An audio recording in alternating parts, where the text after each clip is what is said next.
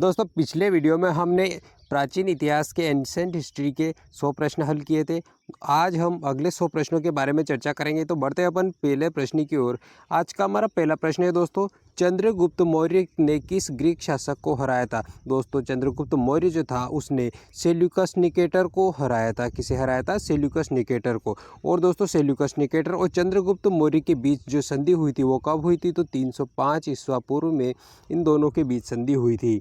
अगला प्रश्न, Seleucus Nicator ने किस यूनानी राजदूत को चंद्रगुप्त के दरबार में भेजा था। तो दोस्तों चंद्रगुप्त के दरबार में किसे भेजा था सेल्यूकस निकेटर ने?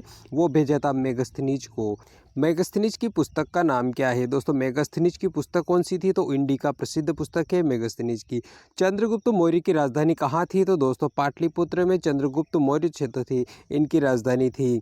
अगला प्रश्न, चंद्रगुप्त मौर्य ने जैन धर्म कहाँ पर अपनाया था? तो दोस्तों श्रवण बेलगोला में चंद्रगुप्त मौर्य ने जैन धर्म अपनाया था। चंद्रगुप्त मौर्य की मृत्यु कहाँ हुई थी? तो दोस्तों श्रवण बेलगोला में इनकी मृत्यु हो गई थी। बिंदुसार कौन था? दोस्तों चंद्रगुप्त मौर्य का पुत्र था बिंदुसार। बिंदुसार को किस नाम से जाना जाता था? दोस्तों बिंदुसार जो है इसे अमित्रघात के नाम से जाना जाता है। बिंदुसार ने किस ग्रीक शासक से टीन, अंजीर और शराब की मांग की थी? दोस्तों बिंदुसार जो था उसने एंटियोकस प्रथम से टीन, अंजीर और शराब की मांग की थी। किससे की थी? एंटियोकस प्रथम से।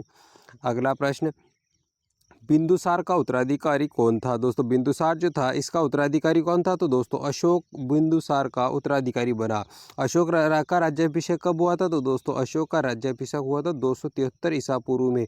273 ईसा पूर्व में सम्राट अशोक का राज्याभिषेक हुआ था। दोस्तों सम्राट अशोक ने कलिंग युद्ध कब लड़ा था? दोस्तों अशोक जो था उसने कलिंग युद्ध 261 ईसा पूर्व में कलिंग युद्ध लड़ा था। राज्याभिषेक इसका 273 ईसा पूर्व में हुआ था और इसने कलिंग युद्ध 261 ईसा पूर्व में लड़ा था। कलिंग युद्ध के किस नदी के किनारे हुआ था? दोस्तों अशोक के द्वारा जो कलिंग युद्ध लड़ा गया था वो दया नदी के किनारे पर हुआ था। कलिंग युद्ध के बाद अशोक ने कौन सा धर्म अपनाया? दोस्तों इस युद्ध के बाद, इस नरसंहार से प्रभावित होकर उसने बौद्ध धर्म को अपना लिया था।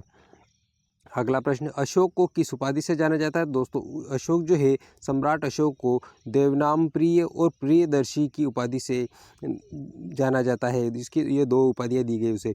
अशोक के शिलालेख किस लिपि में हैं? दोस्तों अशोक जो है इसके सारे शिलालेख ब्राह्मी लिपि में लिखे गए हैं।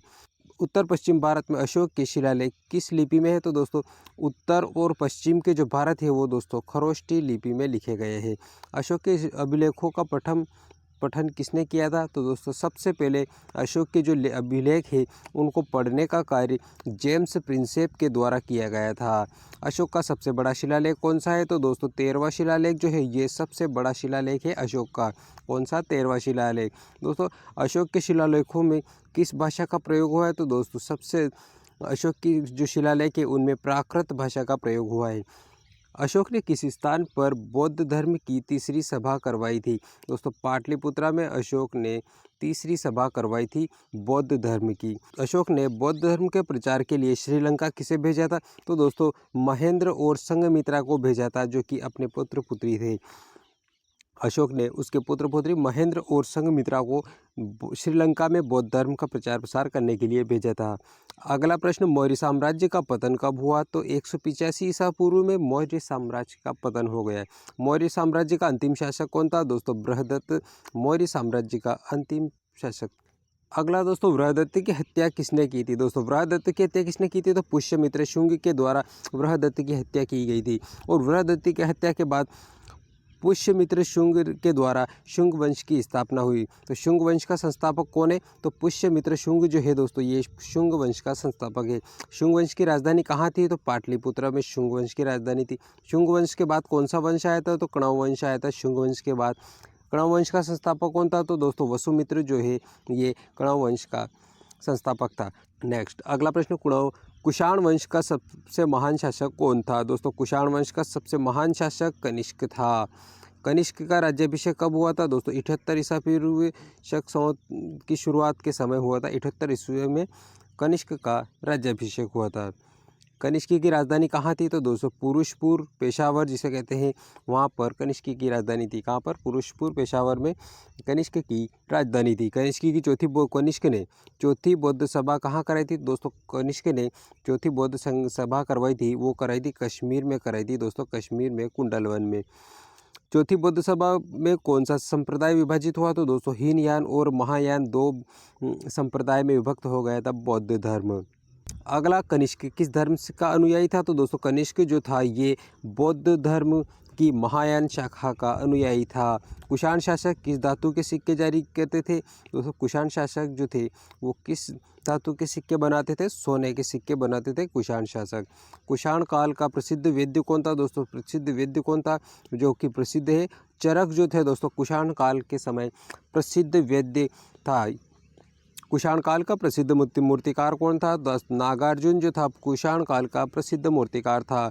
कुषाण काल में कौन सी मूर्तिकला प्रसिद्ध थी? तो दोस्तों गंधार कला कुषाण काल के समय प्रसिद्ध मूर्तिकला थी। नेक्स्ट, गंधार कला पर किसका प्रभाव था? दोस्तों यूनानियों का प्रभाव था गंधार कला पर।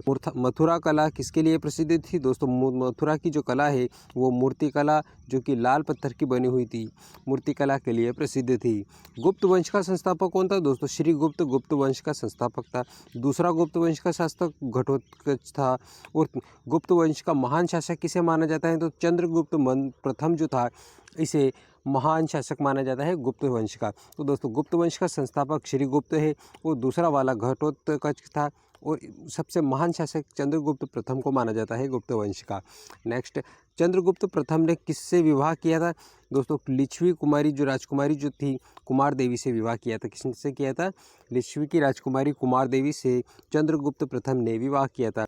गुप्त वंश की राजधानी कहाँ पर थी? तो दोस्तों पाटलिपुत्र में गुप्त वंश की राजधानी थी। समुद्रगुप्त को किस उपाधि से जाना जाता है?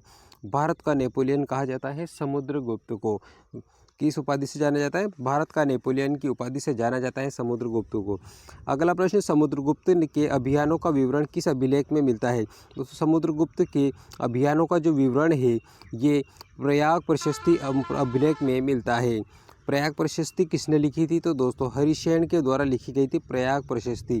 प्रयाग प्रशस्ति दोस्तों हरिसेन के द्वारा लिखी गई पुस्तक थी। 51वें प्रश्न पर दोस्तों मेरे द्वारा दी गई आपको जानकारी पसंद आ रही है तो वीडियो को लाइक कर दीजिए और चैनल को सब्सक्राइब कर लीजिए।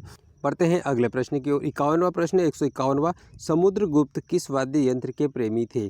समुद्रगुप्त जो थे दोस्तों ये वीणा के वाद्य यंत्र जो है वीणा के प्रेमी थे, वीणा बजाते थे।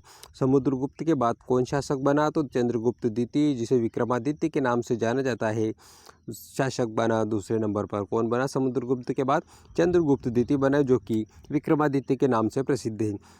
अगला प्रश्न दोस्तों, चंद्रगुप्त द्वितीय की राजधानी कहाँ थी? तो दोस्तों उज्जैनी जो कि मध्य प्रदेश के मालवा क्षेत्र में स्थित है।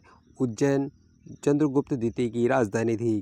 चंद्रगुप्त द्वितीय ने किस शासक को हराया था? तो दोस्तों शक शासकों को हराया था चंद्रगुप्त द्वितीय ने। अगला प्रश्न, चंद्रगुप्त द्वितीय के नवरत्न कौन थे? तो दोस्तों उनमें खास कालिदास, वराहमिहिर और अमर सिंह जैसे नवरत्न थे।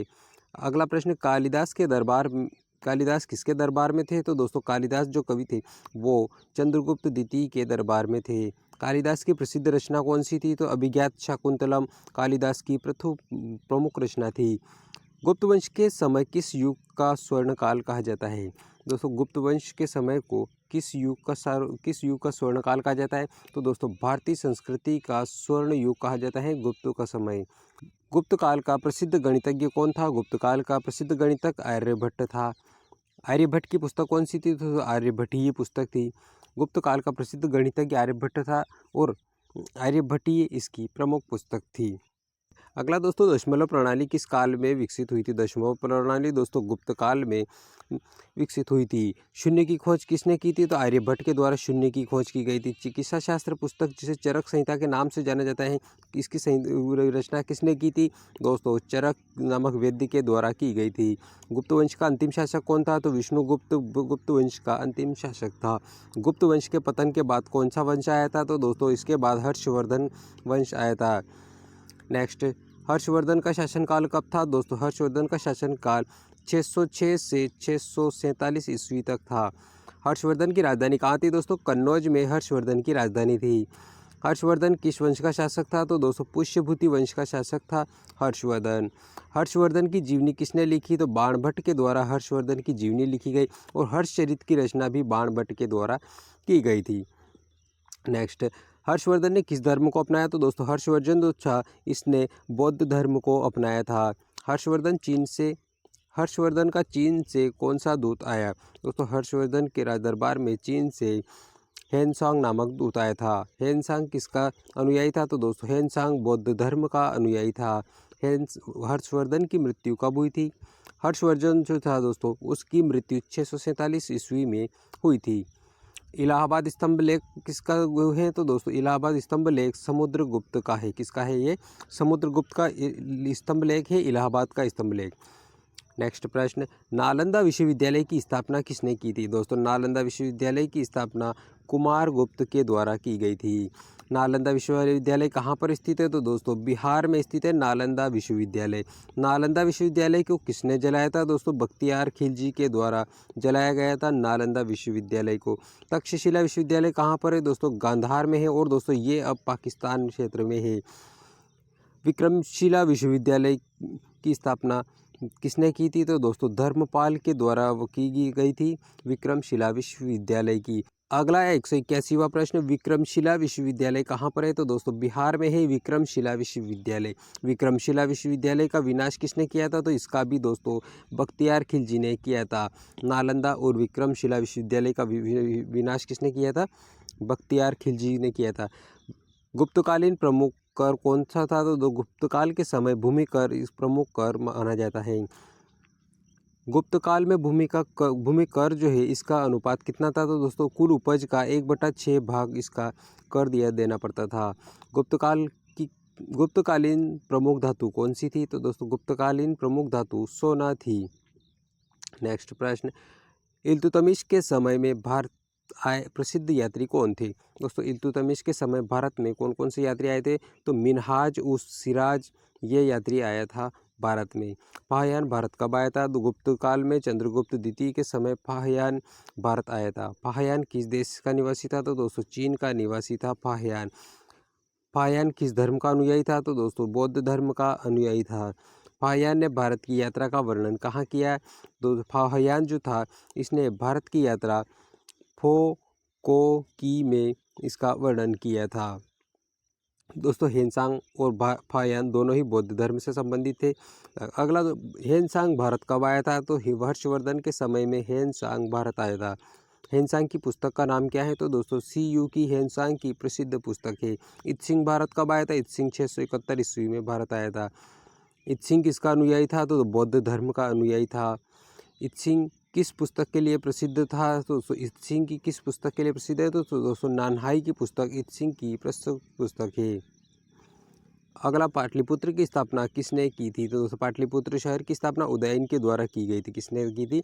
उदयन के द्वारा, जो कि पहले हस्तिनापुर के राजा थे। नंदवंश का पतन कब हुआ था? दोस्तों 321 ईस्वी पूर्व में नंदवंश का पतन हो गया था। गुप्तकालीन मुद्रा किस धातु की होती थी? तो गुप्तकाल के समय सोने की मुद्रा होती थी। गुप्तकालीन सोने की मुद्रा को क्या कहते हैं? तो दिनार कहा जाता है गुप्तकालीन सोने की मुद्रा को। भारत में सबसे पहले सोने की मुद्रा के सिक्के जारी किसने किए थे? तो दोस्तों कुषाण शासकों के द्वारा भारत में सबसे पहले सोने के सिक्के जारी किए गए थे। दोस्तों मेरे द्वारा दिए गए आपको 200 प्रश्न पसंद आए तो वीडियो को लाइक कर दीजिए और चैनल को सब्सक्राइब कर लीजिए। मिलेंगे प्राचीन भारतीय इतिहास के अगले 100 प्रश्नों में 300 प्रश्नों तक। दोस्तों तब तक के लिए आपको बहुत बहुत धन्यवाद।